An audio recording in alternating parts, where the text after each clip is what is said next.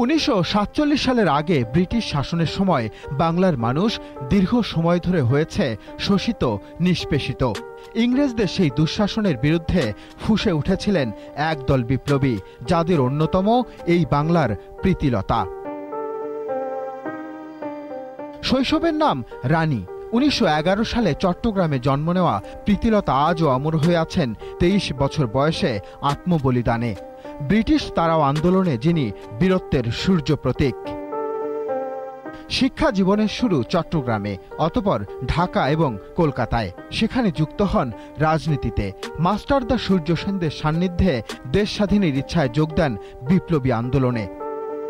1928 সালে ম্যাট্রিক পাশ করেন প্রীতিলতা। স্বপ্ন ছিল বিজ্ঞানী হবেন। ইংরেজ দুঃশাসন প্রীতিলতাকে নিয়ে আসে বিপ্লবের পথে। প্রতিবাদের ধারায় নারীদের নিয়ে তৈরি করেন গণজাগরণমূলক নাটক, যাতে প্রতিভাত হয়েছিল স্বাধীনতা আর জনতার জয়। 1924 সালে বেঙ্গল অর্ডিন্যান্সের জরুরি আইনে বিপ্লবীদের বিনা বিচারে আটক শুরু হলে সংগঠনে তার গুরুত্ব বাড়তে থাকে।